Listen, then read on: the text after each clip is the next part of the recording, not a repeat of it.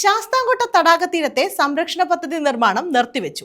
Irrigation വകുപ്പ് superintending എഞ്ചിനീയറാണ് ജോലികൾ നിർത്തിവെക്കാൻ നിർദ്ദേശം നൽകിയത്. സൂപ്രണ്ടിംഗ് എഞ്ചിനീയർ സ്ഥലം സന്ദർശിച്ച് സ്ഥിതി വിലയിരുത്തിയ ശേഷം മാത്രമേ തുടർ നിർമ്മാണം നടത്താവൂ എന്ന് നിർദ്ദേശം നൽകി. ജലസേചന വകുപ്പാണ് തീരസംരക്ഷണ പദ്ധതി നടപ്പാക്കുന്നത്. തീരസംരക്ഷണത്തിന് യോജിച്ചതല്ലെന്ന വിമർശനമുയർന്നതോടെയാണ് ശാസ്താംകോട്ട തടാകക്കരയിൽ ജലസേചന വകുപ്പ് നടപ്പാക്കുന്ന തീരസംരക്ഷണ പദ്ധതി താൽക്കാലികമായി നിർത്തിവെച്ചത്.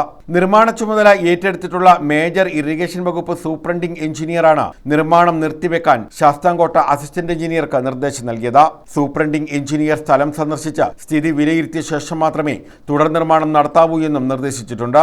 ബജറ്റ് വിഹിതമായി അനുവദിച്ച 1 കോടി രൂപ വിനിയോഗിച്ച് നടപ്പാക്കുന്ന തടാക സംരക്ഷണ പദ്ധതികളുടെ ഭാഗമായാണ് തീരത്തെ മണ്ണൊലിപ്പ് തടയുന്നതിന് കുഴികളിൽ പ്രത്യേകതരം പായ വിരിച്ച് പാറയടുക്കി ഇരുമ്പ് വലകെട്ടി സംരക്ഷണ കവചമൊരുക്കുന്ന നിർമ്മാണം ആരംഭിച്ചത്.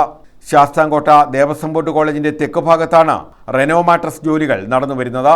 എന്നാൽ വൃഷ്ടിപ്രദേശത്തു നിന്ന് 50 മീറ്റർ മാത്രം മുകളിലായി കുന്ന് ഇടിച്ചു നിരത്തി നടത്തുന്ന ജോലികൾ ഗുണം ചെയ്യില്ലെന്നും ദീർഘവീക്ഷണവും ശാസ്ത്രീയതയും ഇല്ലാതെയാണ് പദ്ധതി നടപ്പാക്കുന്നതെന്നും ആരോപിച്ച് നമ്മുടെ കായൽ കൂട്ടായ്മ ഉൾപ്പെടെയുള്ള പരിസ്ഥിതി സംഘടനകൾ രംഗത്ത് വന്നിരുന്നു. തടാക തീരത്ത് ചെങ്കുത്തായ ഇറക്കവും മണ്ണൊലിച്ചിറങ്ങുന്ന പ്രദേശങ്ങളും ധാരാളമുണ്ടായിട്ടും അവയെ ഒഴിവാക്കിയാണ് ഇപ്പോൾ പാറ അടുക്കുന്നത്.